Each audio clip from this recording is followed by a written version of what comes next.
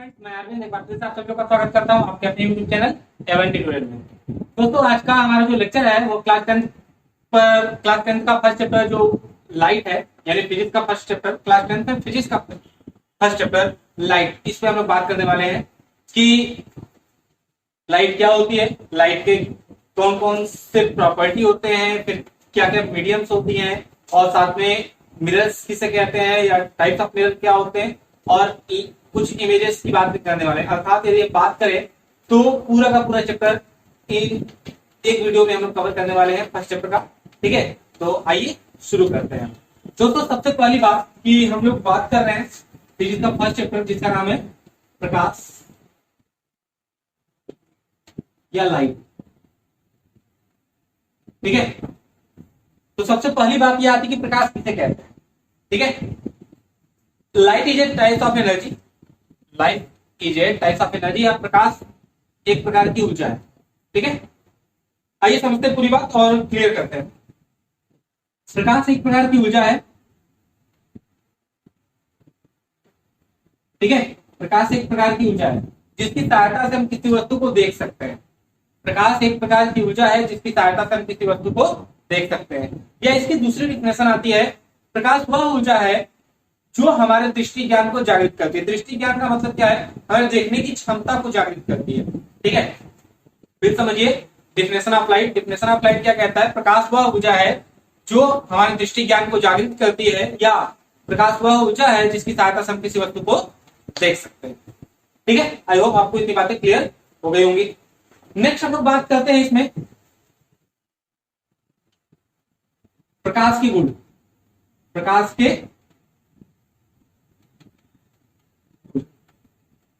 Property of light, property of light. ठीक है, ऐसे तो ये क्वेश्चन जो होता है हमारे एग्जाम में 1 नंबर या 2 नंबर में पूछे जाते हैं। ठीक है, तो यदि 1 नंबर के क्वेश्चन है या 2 नंबर का क्वेश्चन है तो उस कंडीशन में यदि हमें क्वेश्चन के अंदर यदि 6-7 लाइन लिखते हैं तो वो सफिशियंट होता है। पॉइंट वाइज हम 6-7 पॉइंट्स यानी 6-7 प्रॉपर्टीज की बात करेंगे लाइट्स के। तो आइए समझते हैं कि वो कौन कौन सी प्रॉपर्टी है और क्या क्या है। तो पॉइंट वाइज चलते हैं। फर्स्ट पॉइंट, प्रकाश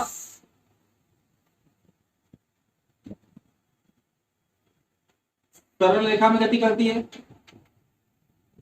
ठीक है, प्रकाश सरल रेखा में गति करती है। दूसरी, जल में प्रकाश की चाल, जल में प्रकाश की चाल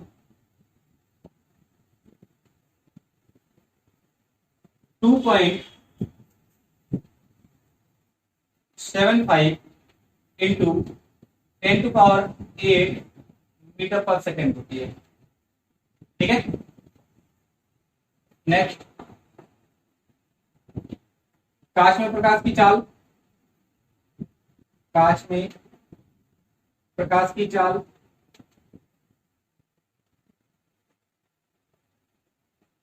2.0 इंटू 10⁸ मीटर पर सेकेंड होती है। फोर्थ पॉइंट, वायु में प्रकाश की चाल, वायु में प्रकाश की चाल 3 इंटू 10⁸ मीटर पर सेकेंड होती है। ठीक है, आप यहां पर देख पा रहे होंगे कि प्रकाश सरलरेखा में गति करती है। सेकेंड पॉइंट, जल में प्रकाश की चाल 2.75 × 10⁸ मीटर पर सेकेंड होती है, और कांच में प्रकाश की चाल 2.0 × 10⁸ मीटर पर सेकेंड होती है। नेक्स्ट, वायु में प्रकाश की चाल 3 × 10⁸ मीटर पर सेकेंड होती है। नेक्स्ट बात करें तो प्रकाश विद्युत चुंबकीय तरंगों के रूप में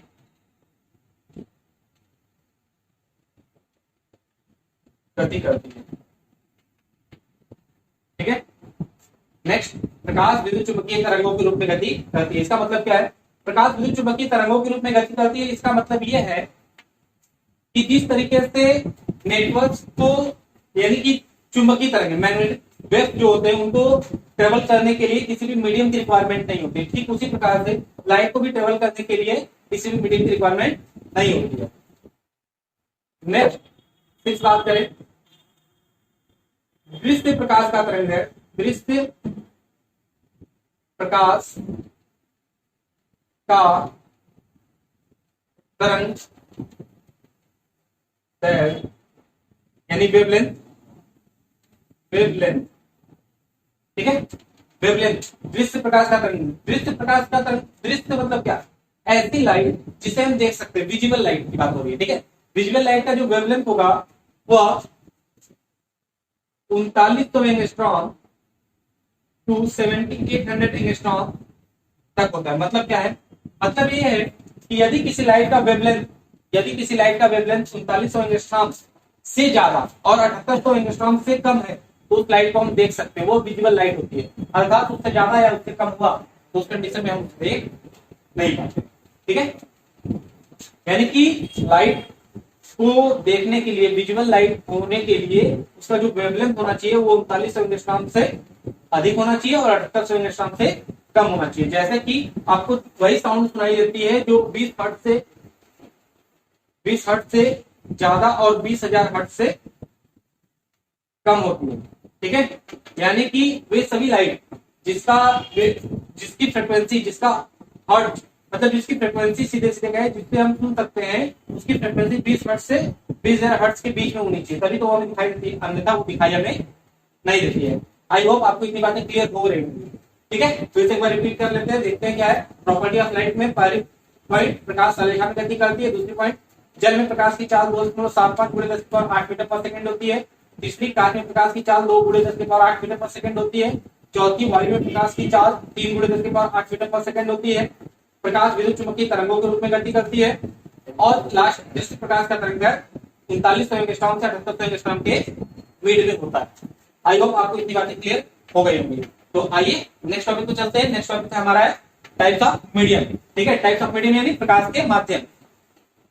ठीक है, आइए समझते हैं मीडियम ऑफ लाइट क्या होती है या प्रकाश के कितने प्रकार के माध्यम होते हैं। माध्यम का मतलब यह है कि वे सभी अवस्थाएं जिनमें प्रकाश गमन कर सकता है या नहीं कर सकता है उसकी बात हम लोग करने वाले हैं। ठीक है, तो आइए थोड़ा समझते हैं मीडियम ऑफ लाइट के बारे में। ठीक है, मीडियम ऑफ लाइट की बात करें यदि हम लोग, तो मीडियम ऑफ लाइट का मतलब क्या है? मीडियम ऑफ लाइट का मतलब ये है कि वे कौन कौन से माध्यम है जिनमें प्रकाश ट्रेवल कर सकती है या वे कौन कौन से माध्यम है जिनमें प्रकाश ट्रेवल नहीं कर सकती है। ठीक है, और वे ऐसी कौन कौन से माध्यम है जिनमें प्रकाश मतलब कि आंशिक रूप से या फिर थोड़ा बहुत ट्रेवल करती है। ठीक है, तो पहले यही डालते हैं प्रकाश के माध्यम, प्रकाश के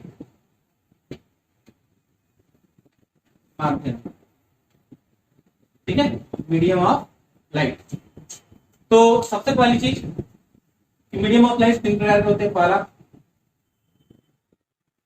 पारदर्शी, दूसरा अपारदर्शी और तीसरा पारभाषक। ठीक है, ट्रांसपेरेंट, ट्रांसलूसेंट एंड ऑपाक। ठीक है, इस तरीके से मीडियम ऑफ लाइट तीन प्रकार के होते हैं, पारदर्शी, अपारदर्शी और पारभाषक।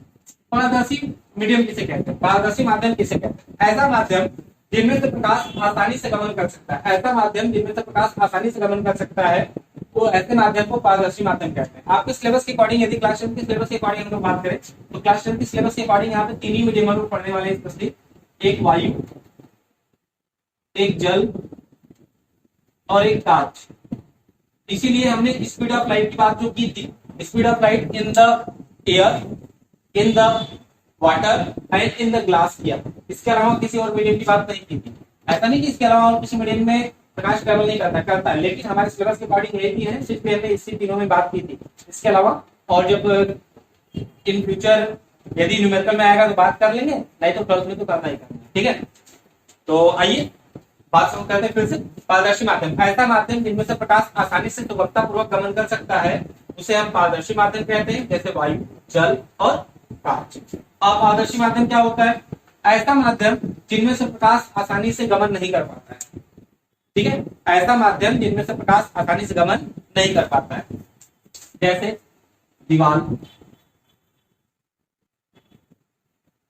खिड़की। अब कोई मत कहना कि सर खिड़की खुली होती है, नहीं, बंद खिड़की की बात होगी नहीं। दरवाजा, ईंट,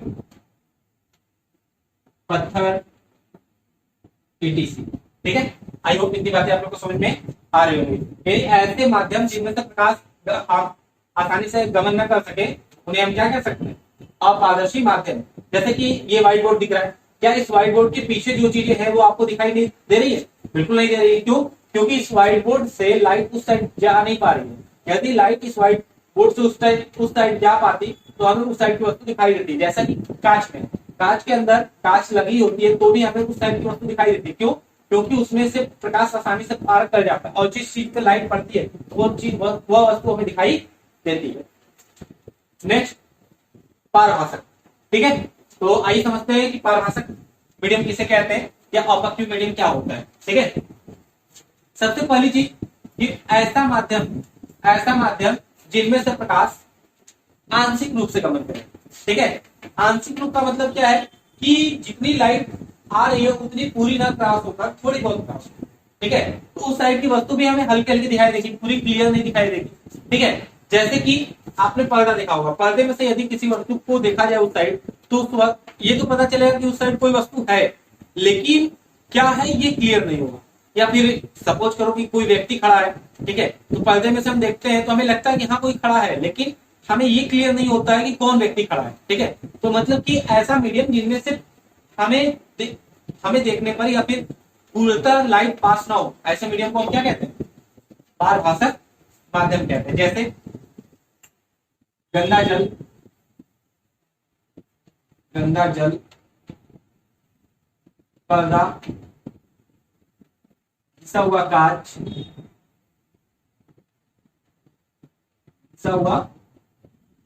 कांच, पीटीसी। ठीक है, ये है medium of light. I hope इतनी बातें आप लोगों को क्लियर हो रही है।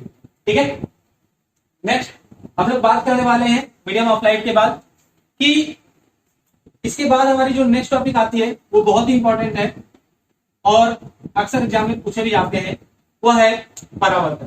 क्या है? परावर्तन।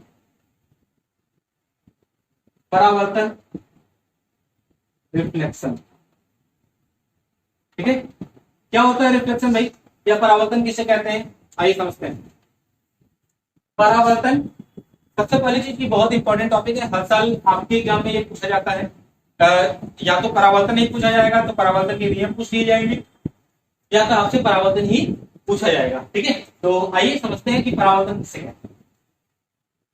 देखिए, जब कोई प्रकाश की किरण किसी एक माध्यम से आती है, जैसे सपोज करते हैं, ठीक है, सपोज करिए कि ये एक लेयर है, ऐसा लेयर है जो दो मीडियम को डिवाइड करना है। डिवाइड करने का मतलब क्या है, इसके ऊपर का एक अलग मीडियम है और नीचे का एक अलग मीडियम है।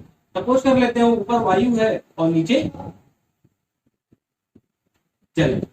ठीक है, किसी मीडियम से आने वाली प्रकाश की किरण ये आ रही है। ठीक है, कहां से आ रही है, किसी मीडियम से आ रही है, वायु में है तो वायु वाले मीडियम से आ रही है।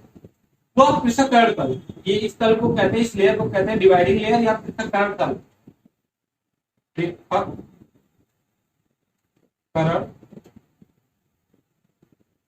तल, ठीक है, पृथक्करण तल या डिवाइडिंग लेयर कहते हैं। ठीक है, किसी मीडियम से आने वाली प्रकाश की किरण परावर्तक तल या पृथक्करण तल से टकराकर पुनः उसी माध्यम में लौट जाए जिस माध्यम से वो आ रही थी।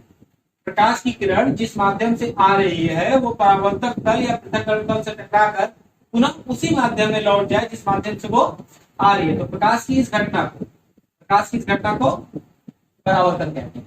आई होप आपको बात समझ में आ रही है। फिर समझिएगा, कहने का मतलब यह है कि आपके पास कोई लेयर है, दो लेयर है, मतलब लेयर का मतलब क्या है कि दो मीडियम को हम डिवाइड कर रहे हैं। दो मीडियम कुछ भी हो सकते हैं, जैसे कि एक वायु जल लिया हमने, जल कांच भी हो सकता है, ठीक है, वायु कांच भी हो सकता है, कुछ भी हो सकता है, लेकिन दो मीडियम होने चाहिए।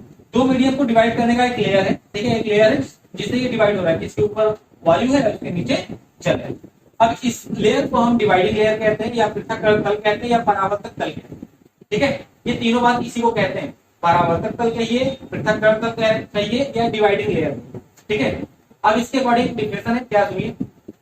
किसी माध्यम से आती हुई प्रकाश की किरण, किसी माध्यम से आती हुई प्रकाश की किरण पृथक्करण तल से टकराकर, किसी माध्यम से आती हुई प्रकाश की किरण पृथक्करण तल से टकराकर पुनः उसी माध्यम में लौट जाती है, तो प्रकाश की इस घटना को परावर्तन कहते हैं। प्रकाश की इस घटना को परावर्तन कहते हैं। आई होप आपको इतनी बातें क्लियर हो गई होंगी। ये जो रेज आ रही है, ये जो किरण आ रही है, इस किरण को हम कहते हैं आपतन, आपतित किरण, आपतित किरण। और ये जो किरण जा रही है इसे हम बोलते हैं परावर्तित किरण, परावर्तित किरण, ठीक है। और यहां से परपेंडिकुलर डाल दिया जाए, यानी ये अभिलंब,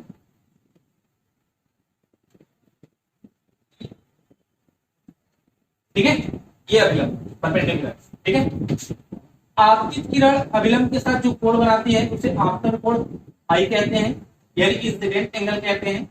और परावर्तित किरण अभिलंब के साथ जो कोण बनाती है उसे रिफ्लेक्टेड एंगल आर कहते हैं, ठीक है। इतनी बातें आप लोग को समझ में आ रही है, फिर समझिएगा कि जो प्रकाश की किरण आती है उसे आपतित किरण कहते हैं, जो जाती है उसे परावर्तित किरण कहते हैं। और इन दोनों के बीच एक अभिलंब होता है, परपेंडिकुलर होता है, दो, जो इस लाइन पर 90 अंश का कोण बनाता है, ठीक है। आपतित किरण तथा अभिलंब के बीच बना कोण आपतन कोण या इंसिडेंट एंगल कहलाता है। अभिलंब तथा परावर्तित किरण के बीच बना कोण परावर्तन कोण कहलाता है, यानी रिफ्लेक्टेड एंगल कहलाता है। सर ये सब क्यों बता रहे हैं? क्योंकि इसके बाद वाली जो टॉपिक हम लोग पढ़ने वाले हैं स्पेशली परावर्तन के नियम, परावर्तन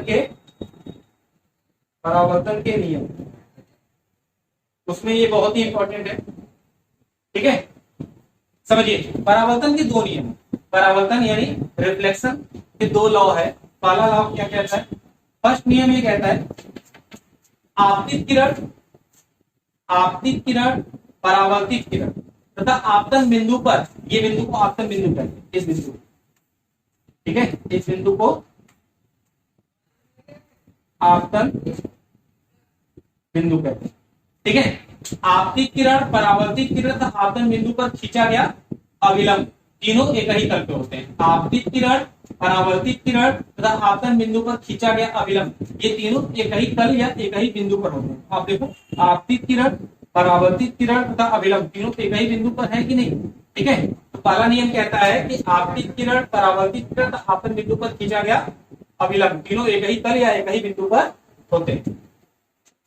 और दूसरी बात यहाँ पे कहता है परावर्तन के नियम के अनुसार कि आपतित किरण तथा अभिलंब के बीच बना कोण, जिसे हम आपतन कोण कहते हैं, जिसे हम आपतन कोण कहते हैं या इंसिडेंट एंगल कहते हैं, ये सदैव बराबर होता है अभिलंब तथा परावर्तित किरण के साथ बने हुए कोण, यानी रिफ्लेक्टेड एंगल के साथ, यानी कोण आई और कोण आर आपस में सदैव बराबर होते हैं। फिर से समझिए इस बात को कि परावर्तन के दो नियम होते हैं। परावर्तन का पहला नियम कहता है कि आपतित किरण परावर्तित किरण तथा आपतन बिंदु पर खींचा गया अभिलंब तीनों एक ही तल पे होते हैं। और दूसरी बात ये कहता है कि आपतन कोण आई परावर्तन कोण आर सदैव आपस में बराबर होते हैं, ठीक है। आई होप आपको इतनी बातें क्लियर हो गई होंगी। क्या क्या हमने पढ़ा, एक बार फिर से रिवीजन कर लेते हैं। लाइट क्या होती है, प्रॉपर्टी ऑफ लाइट क्या होता है, मीडियम ऑफ लाइट क्या होता है, रिफ्लेक्शन क्या होता है, लॉ ऑफ रिफ्लेक्शन क्या होता है। ये 5 टॉपिक अभी तक हम लोगों ने पढ़े, ठीक है। आई होप आप लोग को इतनी बातें क्लियर हो गई होंगी। तो आइए नेक्स्ट टॉपिक पढ़ते हैं। इसके अंदर नेक्स्ट टॉपिक जो हमारा है इस चैप्टर के अंदर वो है दर्पण या मिरर। तो हम लोग नेक्स्ट टॉपिक बात करने वाले हैं दर्पण क्या होता है या मिरर क्या होता है, ठीक है। तो आइए शुरू करते हैं, दर्पण या मिरर किसे कहते हैं। फिर दोस्तों आगे नेक्स्ट टॉपिक देखते हैं हम लोग। अगला टॉपिक जो हमारा है वो है मिरर यानी दर्पण। दर्पण किसे कहते हैं? तो सबसे पहली बात की डिफिनेशन ऑफ मिरर क्या होता है या दर्पण की परिभाषा क्या होती है, ठीक है। तो हम लोग उसकी बात करने वाले हैं कि डिफिनेशन ऑफ मिरर या दर्पण की परिभाषा क्या होती है। तो आइए समझते हैं थोड़ा। गोली दर्पण वह खोखला गोला होता है, गोली दर्पण वह खोखला गोला होता है जिसका एक भाग उभरा हुआ तथा दूसरा भाग दबा हुआ होता है, ठीक है। गोली दर्पण वह खोखला गोला होता है जिसका एक भाग उभरा हुआ तथा दूसरा भाग दबा हुआ होता है, ठीक है। जैसे कि आप देखोगे तो ये मिरर है, ठीक है, इसे हम क्या कहेंगे? दर्पण कहते हैं, ठीक है। आप ध्यान से इसको देखोगे तो अब इसका एक भाग उभरा हुआ है और दूसरा भाग दबा हुआ है। जैसे कि ये भाग उभरा हुआ और ये भाग दबा हुआ है। अब इसके आधार पर जिस साइड से इसका रिफ्लेक्शन होगा उसके आधार पर हम उसे उसका नाम देंगे। जैसे कि आप लोग जानते हो कि मिरर कई टाइप्स के होते हैं। जैसे कि मिरर्स की बात करें, टाइप ऑफ मिरर्स की बात करें तो मिरर फर्स्ट उत्तल दर्पण, सेकेंड अवतल दर्पण और थर्ड समतल दर्पण। ठीक है, इस तरीके से दर्पण 3 प्रकार के होते हैं। अब ये बात की सर ये कौन सा दर्पण है, उत्तल दर्पण है, अवतल दर्पण है या समतल दर्पण? देखो भाई, आप इतना बात ध्यान से समझो कि अभी ये कोई दर्पण नहीं है, मतलब ये इनमें से कोई नहीं है। ठीक है, क्यों? क्योंकि दर्पण मिरर की बात करें, दर्पण की बात करें तो आप तभी उसे कह पाओगे जब उसकी एक साइड पॉलिश हुई हो। यानी टाइप ऑफ मिरर की बात करें तो उसके अंदर ये प्रॉपर्टी होनी चाहिए। अभी अब इस तरीके से देख के हम इसको नहीं बता सकते कि मिरर कौन सा है। ये कौन केवल मिरर है, लेकिन कौन सा मिरर है ये डिफाइन नहीं है। तो आइए समझते हैं कि किस तरीके से डिफाइन करेंगे और कौन से मिरर को हम क्या कहेंगे। तो आप ध्यान समझिए, अभी जो हम लोग बात करेंगे वो केवल 2 की बात करेंगे, लास्ट में हम लोग इसकी बात करेंगे। ठीक है, समतल दर्पण की बात लास्ट में करेंगे, क्या होता है और कैसे डिफाइन होता है, क्या क्या प्रॉपर्टी होती है इसके अंदर, वो सारी चीजें। अभी फिलहाल हम लोग बात करने वाले हैं उत्तल दर्पण, इसकी उत्तल दर्पण। अब ये बात की उत्तल दर्पण किसे कहते हैं? देखो भाई, ऐसा दर्पण जिसका एक भाग उभरा हुआ और दूसरा भाग दबा हुआ होता है उसे दर्पण कहते हैं। और उत्तल दर्पण किसे कहते हैं?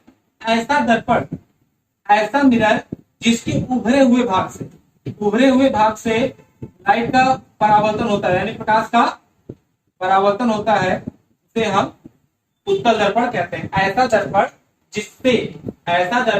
जिसके उभरे हुए तल से प्रकाश का परावर्तन होता है उसे हम उत्तल दर्पण कहते हैं। देखो, जैसे कि आप लोगों ने घर पे मिरर देखा होगा। ठीक है, घर में मिरर जिसमें मिरर होगा, यदि आप उसे तोड़ोगे तो देखोगे उसकी पीछे वाले साइड पे पॉलिश होती है।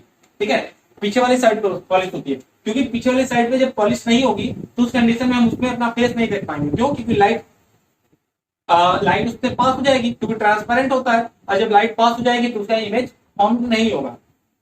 इसलिए आप यहाँ देखोगे तो यहाँ पे हमने कलई कर दी, हिंदी में इसे कलई कहते हैं, इंग्लिश में इसे पॉलिश कहते हैं। ठीक है, तो जब इसमें पॉलिश करते हैं तो इससे जो लाइट इधर से आएगी वो लाइट यहाँ से रिफ्लेक्ट करेगी। हो सकता है इधर रिफ्लेक्ट कर जाए, हो सकता है इधर रिफ्लेक्ट कर जाए। अब रिफ्लेक्शन की क्या कहानी होगी वो आगे हम लोग समझेंगे। फिलहाल बस यहाँ इतना समझिए कि यदि मिरर के उभरे हुए तल से, यानी इस उभरे हुए सरफेस से रिफ्लेक्शन हो रहा है, उस कंडीशन में उस मिरर को हम क्या कहेंगे? उत्तल दर्पण कहेंगे या कनकेव मिरर कहेंगे। ठीक है, नेक्स्ट बात आती है अवतल दर्पण क्या होता है। सेम कहानी ऐसा ही है, बस उसके में क्या अंतर है, उसमें बस केवल इतना अंतर है कि यहाँ पर रिफ्लेक्शन ऑफ लाइट जो होती है वो दर्पण के दबे हुए तल से होती है। ऊपर वाले भाग पर हम लोग पॉलिश कर देंगे और नीचे वाले भाग से, यानी इस दबे हुए पोर्शन से क्या होगा? रिफ्लेक्शन हो जाएगा। जैसे मान लो ये लाइट है, ये लाइट यहाँ से आई, ये रिफ्लेक्ट कर गई, या ये लाइट गई, ये रिफ्लेक्ट कर गई। ठीक है, आप बात समझ रहे हो ना? कहने का मतलब ये है कि यदि दर्पण के उभरे हुए सरफेस से यदि लाइट रिफ्लेक्ट कर रही है तो उस मिरर को हम क्या कहेंगे? उत्तल दर्पण। और यदि दबे हुए तल से प्रकाश का परावर्तन हो रहा है तो उस दर्पण को हम क्या कहेंगे? अवतल दर्पण। ठीक है, आई होप इतनी बातें क्लियर हो। अब रही बात की अवतल दर्पण की बात क्यों नहीं कर रहे, इसकी बात हम लोग लास्ट में कर लेंगे। इसका बहुत ज्यादा इंपॉर्टेंस नहीं है, कुछ छोटी छोटी चीजें हैं जिसकी प्रॉपर्टी के फॉर्म में हम लास्ट में बात इसके कर लेंगे। अभी फिलहाल आप इतना समझो कि ये और ये, ठीक है, ये हमारे पूरे चैप्टर में यही इंपॉर्टेंट है और इन्हीं के बारे में हम लोग बात करने वाले हैं। आई होप आपको इतनी बातें क्लियर हो गई होंगी। तो आइए नेक्स्ट टॉपिक समझते हैं। ठीक है, नेक्स्ट टॉपिक यानी अगली टॉपिक जो हमारी है वो दर्पण से संबंधित कुछ परिभाषाएं, यानी सब important definition related to mirrors. ठीक है, यानी दर्पण से संबंधित कुछ परिभाषाएं हैं, उनके बारे में हम लोग बात करने वाले हैं। वो क्या क्या है, आइए शुरू करते हैं और समझते हैं, देखते हैं। ये कनकेव के लिए भी होगा और कन्वेक्स के लिए भी होगा। मतलब क्या है, मतलब कि ये जो डेफिनेशन हम लोग पढ़ेंगे दर्पण से संबंधित कुछ परिभाषाएं, वह अवतल दर्पण के लिए भी पढ़ेंगे और उत्तल दर्पण के लिए भी पढ़ेंगे, यानी दोनों के लिए होगा। ठीक है, इसमें ऐसा नहीं है कि किसी अवतल के लिए अभी पढ़ेंगे और उत्तल के लिए बाद में, ऐसा कुछ नहीं है। दोनों डेफिनेशन सेम ही है दोनों के लिए, ठीक है। सबसे पहली जो डेफिनेशन आती है मिरर से रिलेटेड वो आती है ध्रुव, ठीक है, इसे पोल कहते हैं, पोल, ठीक है।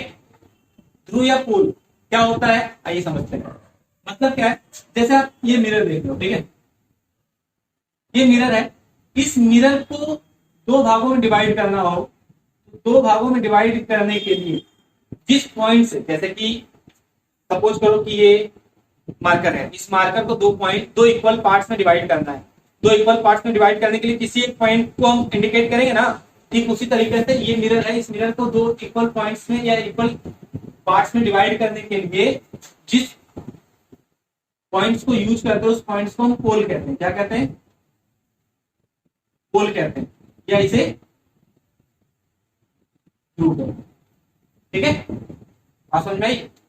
अब एक बात और समझो, ये जो मिरर होता है वह किसी स्फेरिकल पार्ट्स का, मतलब कोई स्फेयर होता है, उस स्फेयर का ही कटा हुआ भाग होता है। जैसे एग्जाम्पल समझो, जैसे मान लो कि ये स्फेयर है, ठीक है, ये स्फेयर है, इस स्फेयर का इतना पार्ट काट लो, इसमें से इस स्फेयर का इतना पार्ट काट लो, आप देखोगे ये मिरर जैसा लग रहा है। यदि नहीं लग रहा है तो थोड़ा और काट लो, फिर आपको ये मिरर जैसा लगेगा। अब मिरर जैसा लग रहा है तो इसको इक्वल पार्ट में डिवाइड करना है, तो एक पॉइंट इंडिकेट कर दिया, इस पॉइंट को इंडिकेट हमने कर दिया, इस पॉइंट से इतना इक्वल इधर और इतना इक्वल इधर कट गया, ठीक है। तो यानी कि ये क्या है, ये सर्कुलर पार्ट है ना, तो सर्कुलर पार्ट है तो उसका सेंटर भी होगा, उसका सेंटर भी होगा। ये तो ऑब्वियस सी बात है कि भाई यदि कोई स्फेरिकल शेप का ऑब्जेक्ट है तो उस स्फेरिकल शेप के ऑब्जेक्ट में उसका सेंटर होगा, ठीक है। तो आपको इतनी बातें समझ में आ गई होंगी कि पोल किसे कहते हैं, यानी कि मिरर को इक्वल पार्ट में डिवाइड करने के लिए जिस पॉइंट को इंडिकेट करते हैं उस पॉइंट को हम क्या कहते हैं? ध्रुव कहते हैं, पोल कहते हैं, ठीक है। नेक्स्ट हम लोग बात करने वाले हैं, नेक्स्ट बात होने वाली है हम लोग की प्रिंसिपल एक्सिस, पीए, यानी मुख्य अक्ष, मुख्य अक्ष, प्रिंसिपल एक्सिस किसे कहते हैं आइए समझते हैं। प्रिंसिपल एक्सिस का मतलब क्या है?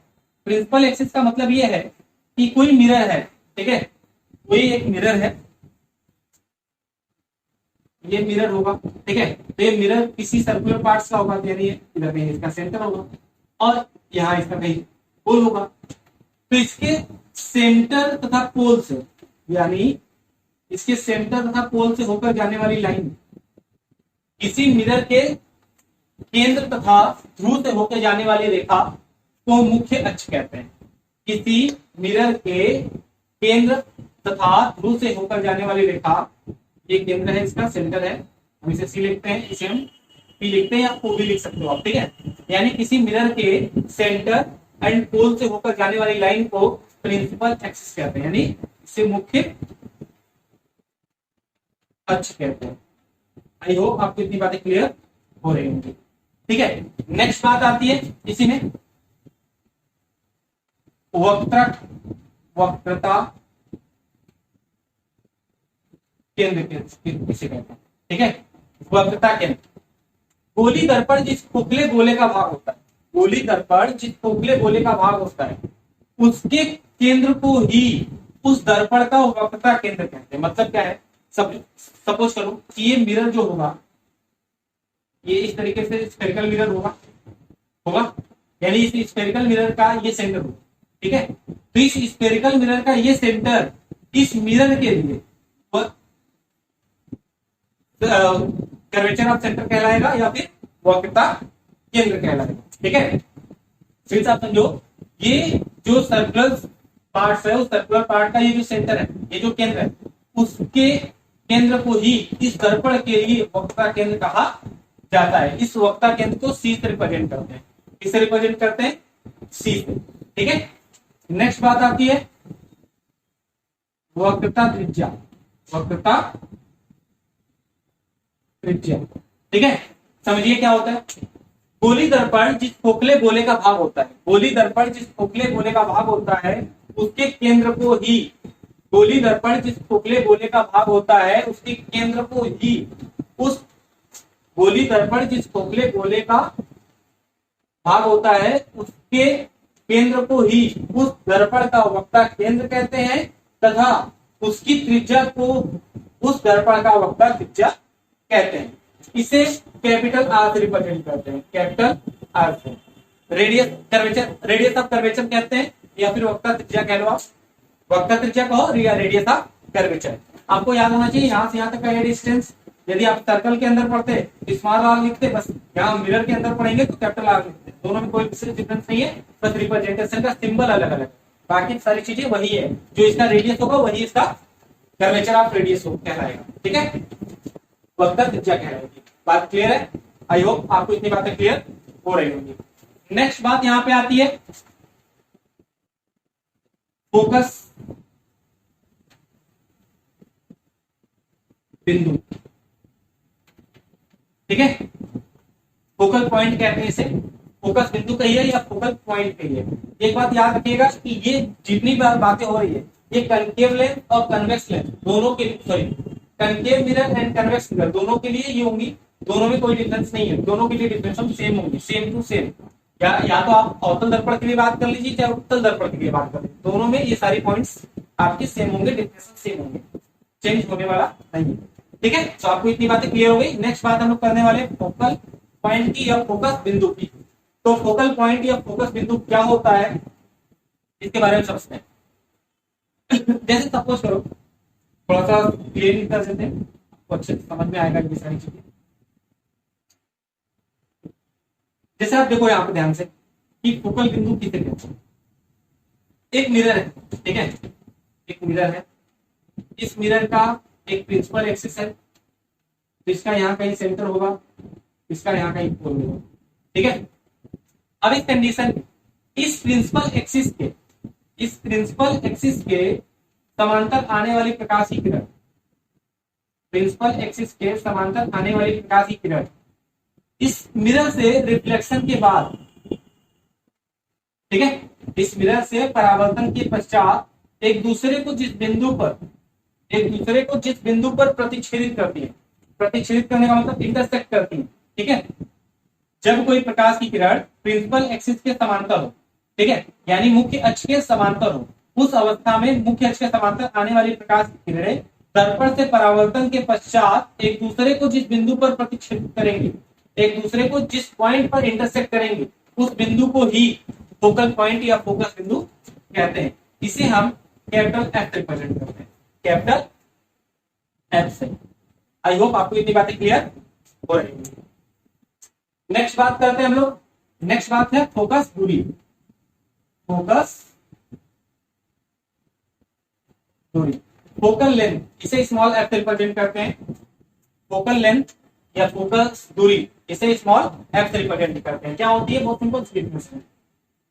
मिरर के पोल से फोकल पॉइंट तक के डिस्टेंस को, यानी distance between focal point and the pole is called focal length. मतलब क्या है? मतलब यह है कि फोकस बिंदु से ध्रुव तक की दूरी को फोकस दूरी कहते हैं और इसे स्मॉल एफ से रिप्रेजेंट करते हैं, स्मॉल एफ से प्रदर्शित करते हैं। आई होप आपको इतनी बातें क्लियर हो गई होंगी और आपको ये सारी चीजें समझ में आ रही होंगी। तो आइए आगे देखते हैं। तो आइए नेक्स्ट टॉपिक पे चलते हैं हम लोग। अगली टॉपिक जो हमारी है वो है अवतल दर्पण द्वारा प्रतिबिंब का बनना। ठीक है, तो सबसे पहली चीज की कितने कंडीशंस हैं, कब कब प्रतिबिंब बन सकता है, यानी अवतल दर्पण के अंदर कितने कंडीशंस हैं कि कब कब प्रतिबिंब बनेगा और कब कब की स्थिति में कहाँ कहाँ प्रतिबिंब बनेगा।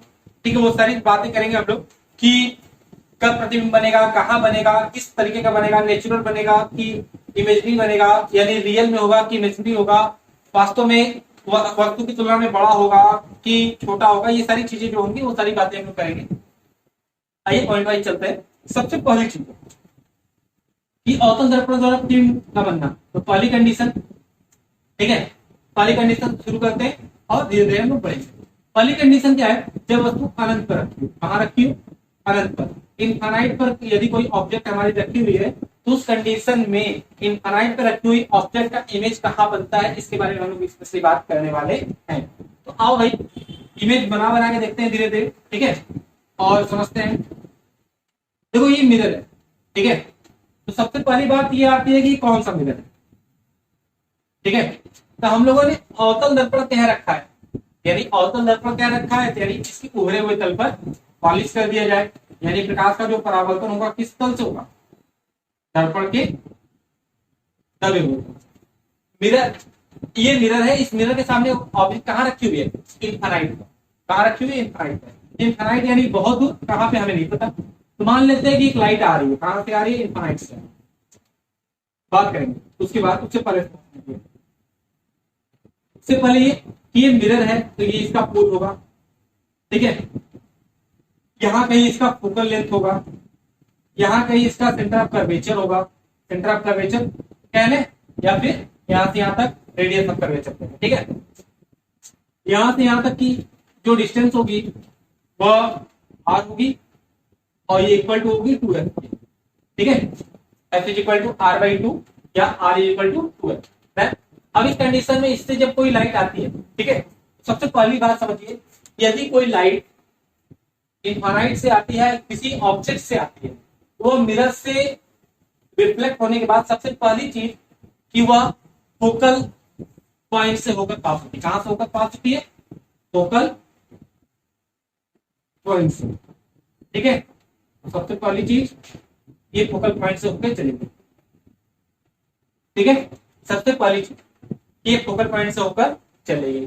दूसरी, एक लाइट और आ रही है, कहां से आ रही है, इनफाइनाइट से आ रही है। जैसे ये भी इनफाइनाइट से आ रही थी, ये भी इनफाइनाइट से आ रही है। फिर ये रिफ्लेक्ट होगी, कहां से जाके जाएगी, फोकल पॉइंट से होकर जाएगी, ठीक है। यदि ये फोकल पॉइंट से होकर जाएगी तो ये दोनों लाइट एक दूसरे कहां पे इंटरसेक्ट कर रहे हैं, इस पॉइंट पर, फोकल पर। यानी कि इमेज का फॉर्मेशन कहां पे होगा, फोकल पॉइंट पे। यानी कि जब ऑब्जेक्ट इनफाइनाइट पे होगा तो इसका जो इमेज बनेगा वो फोकल पॉइंट पर बनेगा। बात समझ में आ रही है, आप इमेज देख पा रहे होंगे आसानी से, ठीक है। यानी कि जब कोई लाइट रेज इनफाइनाइट से आती है तो वह अवतल दर्पण द्वारा परावर्तन के पश्चात मुख्य फोकस पर प्रतिबिंब का निर्माण करती है। अब सबसे पहली चीज, क्या आप इसे ध्यान से देखो कि वस्तु का आकार कैसा है। इसमें हम लोग तीन चीजें बात करते हैं। पहला चीज आकार, दूसरा इमेज किस तरीके का है, उल्टा है या सीधा है, उल्टा या सीधा, तीसरा वास्तविक है या आभासी है। यानी कि जब किसी मिरर के द्वारा किसी ऑब्जेक्ट पर, कहीं भी रखा हुआ ऑब्जेक्ट है, उसके द्वारा उसका इमेज फॉर्म होता है, तो उस कंडीशन में हम लोग तीन चीजें रखते हैं कि आकार कैसा है, उल्टा है या सीधा है, वास्तविक है या आभासी है। और एक चीज जो दिखती है वो यहीं पे मिल जाती है कि वो कहाँ मिल रहा है, ठीक है। तो जैसे कि आप इसको देख के बता सकते हो कि वो फोकस पे मिल रहा है, फोकस बिंदु पे मिल रहा है, ठीक है। किस तरीके का मिल रहा है, इसका आकार कैसा है, आप इसको ध्यान से देखो। ये लगभग बिंदु के आकार का है, देखो ध्यान से एकदम बिंदुवत आकार का है, ठीक है। जिसे हम कहते हैं बिंदुवत आकार या बिंदु के आकार का, बिंदु के आकार का, ठीक है। उल्टा है या सीधा है, भाई ये उल्टा बनता है, ठीक है। आप जनरली इसे देख के तो नहीं बता सकते हो कि ये उल्टा बनता है कि सीधा बनता है, लेकिन इस कंडीशन में हम लोग मानते हैं, ठीक है। प्रूव्ड है, ये प्रूव्ड है कि यहाँ पे जो इमेज फॉर्म्ड होगा वो कैसा होगा, उल्टा होगा, ठीक है। कैसा होगा, उल्टा होगा। बाकी रही बात की इमेजिनरी है कि रियल है, तो भाई यहाँ पर जो इमेज फॉर्म्ड हो रहा है वो रियल है, यानी वास्तविक, ठीक है। फिर इस बात को समझिए थोड़ा ध्यान से कि यदि कोई वस्तु इनफाइनाइट पर रखी हुई है, उसका जो इमेज फॉर्म्ड होता है वो फोकल पे फाइंड होता है, लेंस के फोकल पे फाइंड होता है, और वह बिंदुवत आकार का होता है, उल्टा होता है तथा वास्तविक होता है, ठीक है। आई होप आपको इतनी बातें क्लियर हो गई होंगी। नेक्स्ट बात करते हैं हम लोग आगे इसी में कि यदि ऑब्जेक्ट, जैसे कि आप ध्यान से देखो कि हम लोग कितने भागों में इसको डिवाइड करने वाले थे। तो पहली चीज कि ऑब्जेक्ट इनफाइनाइट पे थी। दूसरी कंडीशन हम लोग इसमें रखने वाले हैं कि वस्तु इनफाइनाइट तथा सेंटर ऑफ कर्वेचर के मिड में कहीं पर थी, ठीक है। Infinite and centre of curvature के मिड में कहीं, तो उस कंडीशन में इसका इमेज कहां बनेगा, तो आइए देखते हैं थोड़ा ध्यान से। देखो आप ये मिरर आपने बना दिया, ठीक है। ये मिरर आपने बना दिया। ये इसका प्रिंसिपल एक्सिस पास हो गया, इसका ये फोकल पॉइंट हो गया, ये इसका सेंटर ऑफ कर्वेचर हो गया। आपने कहीं रखा हुआ, कहाँ रखा हुआ है, infinite and centre of curvature के मिड में कहीं पर, ठीक है, रख दिया। अब इससे पहली लाइट रे जाएगी, ये गई पहली लाइट रे जो है वो मिरर से रिफ्लेक्शन के बाद फोकल पॉइंट से होकर जाएगी ना, ये बात तो क्लियर है आप लोगों को। चलो भाई इसको फोकल पॉइंट से होकर पास करा दिया। दूसरी लाइट जो होगी वो सेंटर ऑफ कर्वेचर से होकर जाएगी, कहां से होकर जाएगी, सेंटर ऑफ कर्वेचर से, ठीक है, कहां से होकर जाएगी, सेंटर ऑफ कर्वेचर से। ये दोनों एक दूसरे को कहां इंटरसेक्ट कर रहे हैं, इस पॉइंट पर, और इस पॉइंट पे इंटरसेक्ट कर रहे हैं, इसका नाम रख दो आप ए बी, ये मिल जाएगा आपको बी, ठीक है। यानी कि इमेज कहां बना, पहले आप ध्यान से देखो कहां बना, centre of curvature and focal point के मिड में, centre of curvature and focal point के मिड में मिला। दूसरी चीज आकार कैसा, देखो वस्तु का आकार बड़ा है और प्रतिबिंब का आकार छोटा है, यानी आकार छोटा होगा, ठीक है, पहली चीज। दूसरी चीज उल्टा होगा कि सीधा होगा, उल्टा होगा। और ये बात की सर आपको उल्टा पता है, हमें तो दिख ही नहीं रहा है, देखो भाई आप एक्सपेरिमेंट जब करोगे तो वहां पता चलेगा, अभी व्हाइट बोर्ड पे ये नहीं पता चलेगा, लेकिन आप मान लो कि हम सही पढ़ा रहे हैं, ठीक है, और देर तक ये सही पढ़ा रहे हैं। नेक्स्ट और तीसरी बात, रियल है कि इमेजिनरी है, भाई रियल वास्तविक, ठीक है,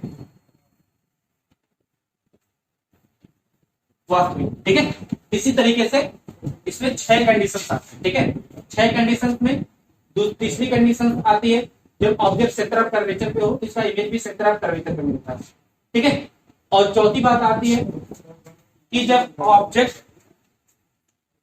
centre of curvature and focal point के मिड में हो तो इस कंडीशन में जो इमेज बनता है वो सेंटर ऑफ कर्वेचर के बाहर कहीं बनता है, यानी सी से दूर, सी से दूर।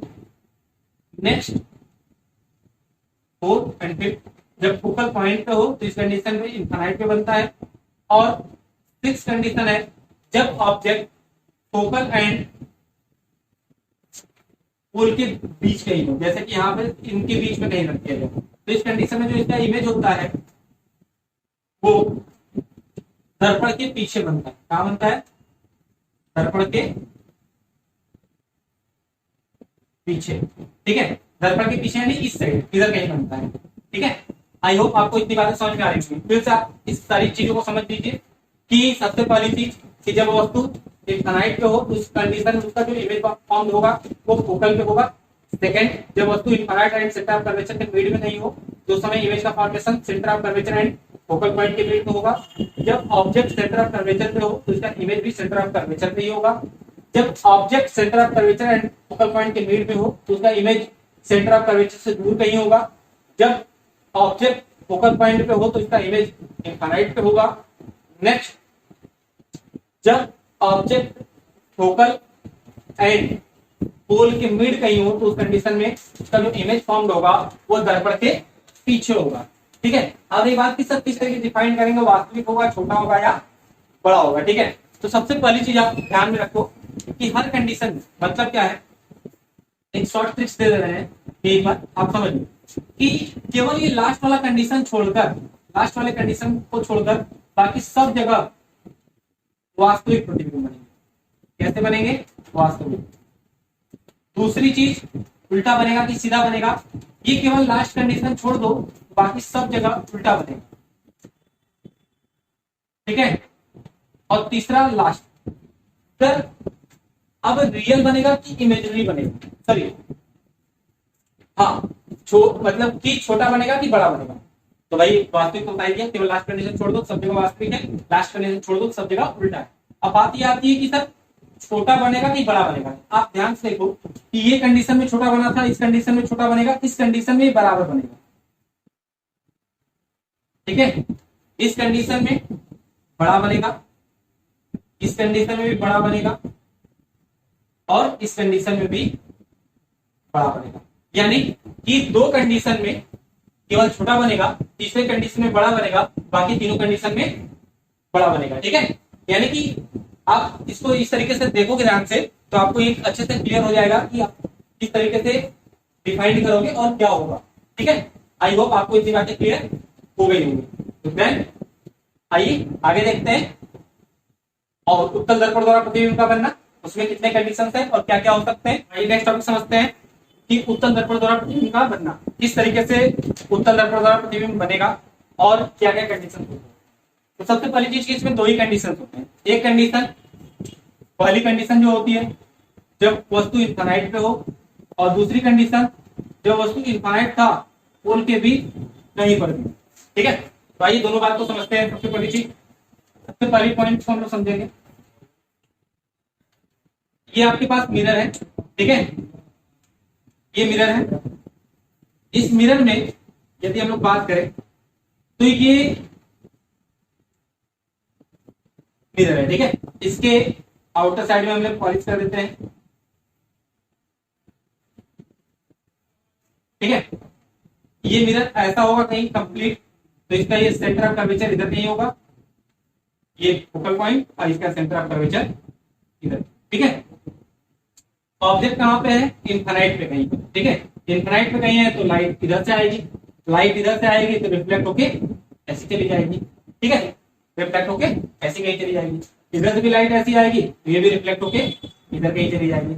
अब इस कंडीशन में जब लाइट ऐसे रिफ्लेक्ट होकर चली जाएगी तो क्या कभी इमेज फॉर्म हो पाएगा, नहीं, इमेज फॉर्म ही नहीं हो पाएगा, यानी इमेज बन ही नहीं पाएगा। तो इस कंडीशन में हम लोग इमेजिनरी इसको आगे की ओर बढ़ाते हैं, मानते हैं कि इसको ऐसे आगे बढ़ाया जाए, ठीक है, और इसको भी इस तरीके से आगे बढ़ा दिया जाए। जब आप इसे आगे बढ़ाओगे तो आप देखोगे कि ये दोनों पॉइंट, यानी ये दोनों लाइन जो है वह इसे फोकल पॉइंट पे इंटरसेक्ट कर रही है। आप फोकल पॉइंट पे इंटरसेक्ट कर रही है तो आप इमेज पर ऑब्जेक्ट की लेंथ बहुत ज्यादा बड़ी होगी, लेकिन यहाँ पे देखिए पॉइंट आकार का बन रहा है। यानी सबसे पहली चीज, यदि ऑब्जेक्ट इनफाइनाइट पे हो तो उस कंडीशन में इसका इमेज जो फॉर्म होगा वो कहाँ होगा, फोकल पे होगा। दूसरी चीज कैसा होगा, तो आभासी होगा, कैसा होगा, आभासी होगा। दूसरी चीज उल्टा होगा कि सीधा होगा, तो आप सबसे पहले समझ लो कि सीधा होगा, ठीक है। दूसरी चीज कि हाँ देखने पाते हैं। नेक्स्ट और लास्ट बात, भाई आकार कैसा होगा, तो आप इसको देख पा रहे होगे कि बिंदु के आकार का है, यानी कि स्मॉलेस्ट पॉइंट के आकार का होगा, ठीक है। यानी कि इसे हम कहेंगे बिंदुवत के आकार का, बिंदुवत आकार, बिंदु के आकार का, ठीक है, बिंदु के आकार का, ठीक है। ये कब है, जब उत्तल दर्पण के सामने कोई वस्तु अनंत पर रखी हुई हो, तो ये कंडीशन है। इसी में सेकंड कंडीशन क्या है, जब उत्तल दर्पण के सामने कोई वस्तु इनफाइनाइट तथा फोकल पॉइंट के बीच कहीं भी रखी हो, ठीक है, उस कंडीशन में क्या इमेज फॉर्म होगा, आइए देखते हैं, उसको भी समझते हैं थोड़ा इमेज अच्छे से और फिर उसके बारे में कंप्लीट करते हैं। अब देखो ध्यान से, यदि ये हमारे पास मिरर है, ठीक है, ये इसका प्रिंसिपल एक्सिस है, ये इसका फोकल लेंथ, ये इसका सेंटर ऑफ कर्वेचर। इस साइड पॉलिश कर दो, इस साइड में पॉलिश कर दिया। मान लो कि ऑब्जेक्ट यहाँ रखा हुआ है, ठीक है, कहाँ रखा हुआ है। अब इस कंडीशन में ऑब्जेक्ट कहाँ रखा हुआ है, इनफाइनाइट पे तो नहीं है कहीं, तो मान लेते हैं कि इधर कहीं रखा हुआ है, ठीक है। सपोज करो कि ऑब्जेक्ट इस कंडीशन में सेंटर ऑफ कर्वेचर, मतलब कि कहीं रखा हुआ है, ठीक है, कहीं पर भी हो सकता है, क्योंकि भाई ये बोला ही है कि इनफाइनाइट था पोल के मिड में कहीं पर भी, तो मान लेते हैं यहाँ रखा हुआ है, ठीक है। इससे ये लाइट पास हुई, ठीक है, तो यहां से रिफ्लेक्ट होकर लाइट ऐसे जाएगी, तो क्या इमेज फॉर्म होगा, नहीं होगा। जब इमेज फॉर्म नहीं होगा तो इस कंडीशन में फिर हम इसे इमेजिनरी इधर की ओर बढ़ा देंगे, ठीक है, इमेजिनरी इसे इधर की ओर बढ़ा देंगे। नेक्स्ट बात आती है, सर अब इमेज कैसे बनेगा, इस लाइन से इसके सेंटर ऑफ कर्वेचर से, यानी कि एक लाइन यहां से भी पास होगी, ठीक है,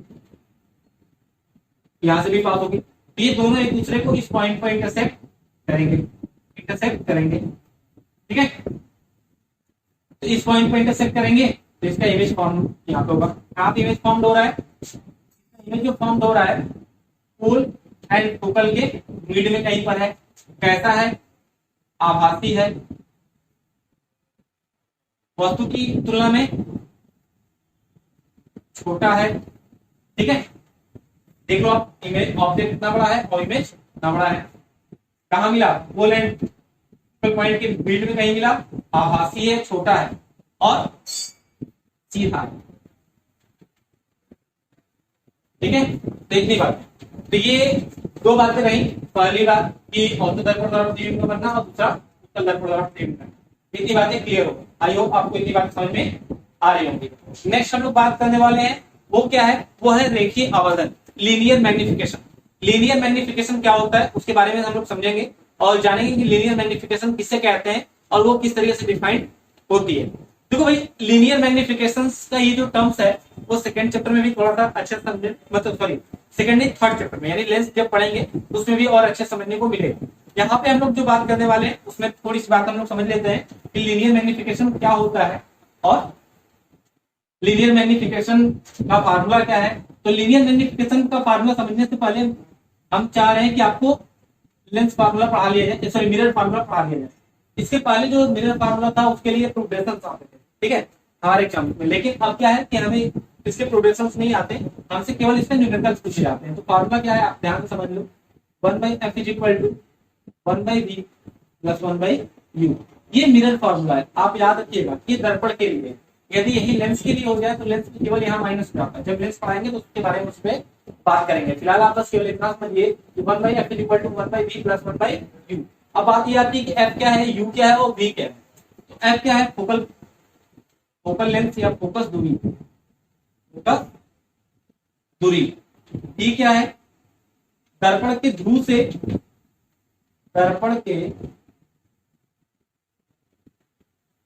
ध्रुव से प्रतिबिंब तक की दूरी, प्रतिबिंब तक की दूरी। और u क्या है? दर्पण के ध्रुव से वस्तु तक की दूरी। ठीक है, अब इसमें आप थोड़ा सा कुछ बातें याद रखना। एक तरफ हम बनाते हैं उत्तल दर्पण और एक तरफ बनाते हैं अवतल दर्पण। उत्तल दर्पण में F U V, अवतल दर्पण में F U V। F की वैल्यू पॉजिटिव होती है, U निगेटिव होता है और V भी पॉजिटिव होता है। उत्तल दर्पण के लिए F निगेटिव होता है, U निगेटिव होता है और V भी निगेटिव होता है। अब रही बात कि सर ये कैसे आता है, कहां से आता है, तो इसके लिए थोड़ा सा आप वेट करिए। जब थर्ड नंबर चैप्टर आपको पढ़ाएंगे तो उसमें वो सारी चीजें बताएंगे। बस यहाँ पे आप ये समझिए कि न्यूमेरिकल में हमें इसे यूज करना पड़ेगा। फिलहाल इसे आप याद कर लीजिए। यानी अवतल दर्पण होगा तो अवतल दर्पण के लिए focal and distance of image ये दोनों क्या होते हैं? पॉजिटिव होते हैं और जो डिस्टेंस ऑफ इमेज होता है वो निगेटिव होता है। और अवतल दर्पण में ये दोनों तीनों निगेटिव होते हैं। ठीक है, आई होप आपको इतनी बातें समझ में आ गई होंगी। तो आइए नेक्स्ट बात करते हैं लीनियर मैग्निफिकेशन पे और चैप्टर को खत्म करते हैं। तो सबसे पहली बात की रेखीय आवर्धन किसे कहते हैं? रेखीय आवर्धन किसे कहते हैं? डिफिनेशन भी समझेंगे और उसके लिए फार्मूला भी समझेंगे। ठीक है, रेखीय आवर्धन, ठीक है,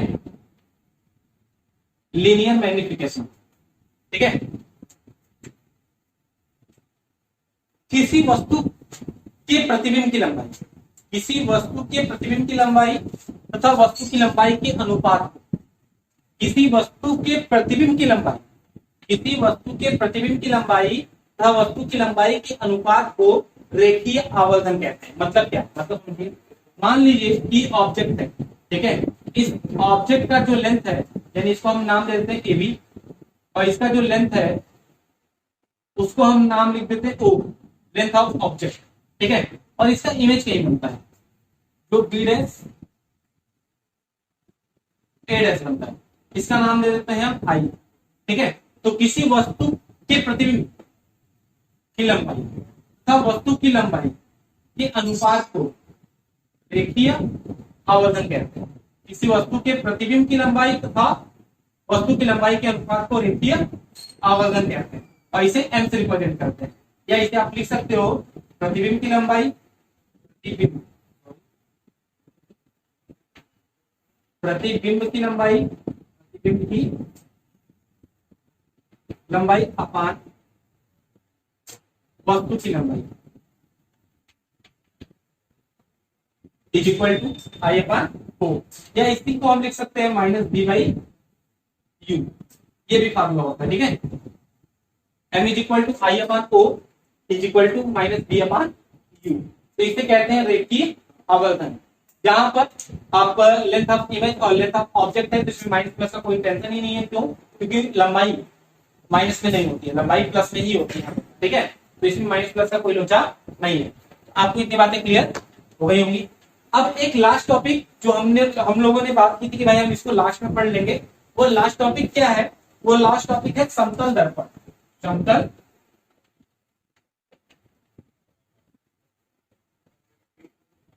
दर्पण। ठीक है, समतल दर्पण। समतल दर्पण के लिए क्या क्या प्रॉपर्टी है, आइए समझते हैं थोड़ा सा। समतल दर्पण की प्रॉपर्टी की बात करें तो समतल दर्पण में सबसे पहली चीज कि समतल दर्पण की फोकस पॉइंट जो होती है वो इनफाइनाइट होती है। ठीक है, दूसरी चीज, समतल दर्पण के अंदर किसी वस्तु का प्रतिबिंब उतना ही दूर पे प्राप्त होता है जितनी दूर पे उसके सामने वस्तु रखी जाती है। जैसे सपोज करो कि हम अवतल दर्पण, समतल दर्पण है तो हमारे सामने हमारे अंदर जो इमेज दिखाई देगा, हमारे सामने यदि वो 10 मीटर के डिस्टेंस पे रखा है तो हमारे अंदर भी वो 10 मीटर के डिस्टेंस पे ही दिखाई देगा। ठीक है, जैसे कि घर पे हम जो चेहरा देखते हैं अपना, हमारा जो चेहरा दिखाई देता है वो, जैसे कि मान लीजिए कि हम 2 मीटर के डिस्टेंस पे खड़े होकर अपने आप को देख रहे हैं तो दर्पण के अंदर भी 2 मीटर के डिस्टेंस पे ही हमें अपना चेहरा दिखाई देगा यदि वो दर्पण समतल होगा तो यानी ये दोनों बातें आपको याद रखनी है जिससे कि हमारा क्वेश्चन लगाना भी आसान होगा। जैसे कि ये क्वेश्चन आपकी एनसीईआरटी के बुक में ही दिया हुआ है कि m is equal two plus minus 1। समतल दर्पण के लिए m is equal two plus minus 1 से आप क्या समझते हैं? ठीक है, तो इसका क्वेश्चन भी हम कराएंगे जब न्यूमेरिकल का सेक्शन लेके आएंगे, उस कंडीशन में हम बताएंगे कि m is equal two plus minus 1 का मतलब क्या है और किस तरह से सॉल्व होगा। आई होप आपको इतनी बातें क्लियर हो गई। अब नेक्स्ट टॉपिक हमारी जो आती है कि दर्पण की पहचान। ठीक है, यानी कि आपके पास दो चीजें हैं, एक कनकेव मिरर है, एक कन्वेक्स मिरर है। यानी एक समतल दर्पण, सॉरी एक अवतल दर्पण है, एक उत्तल दर्पण है। तो किस तरीके से आप दर्पण की पहचान करोगे? आई होप मतलब कि जैसा कि बात करें खींचा में आता होता नहीं। ठीक है, तो फिर भी एक बार हम बता देते हैं थोड़ा सा, फिर आपको जैसा लगेगा वैसा आप तैयार कर लीजिएगा कि तो आप इसमें समझिए कि मिरर को पहचानने के दो तरीके हैं। ठीक है, मिरर को पहचानने के दो तरीके हैं। पहला तरीका आप उसके इमेज को देख के पहचान लीजिए, दूसरा तरीका आप उसे टच करके पहचान लीजिए। ठीक है, जैसे मान लीजिए आप मिरर टच करते हो। ठीक है, मिरर को यदि टच करते हो और मिरर के किनारे वाले पोर्शंस, ठीक है, किनारे वाले पोर्शंस पतले हैं और बीच से मोटा है वो। ठीक है, यानी कि मिरर को आप टच करते हो, किनारों से पतला है और बीच से मोटा है, उसे आप उत्तल दर्पण कहोगे। और यदि वो किनारों से मोटा और बीच से पतला है तो उसे हम अवतल दर्पण कहेंगे। आई होप आपको इतनी बातें क्लियर हो गई होंगी। नेक्स्ट और लास्ट बात कर लेते हैं कि प्रतिबिंब देख के कैसे पहचानेंगे।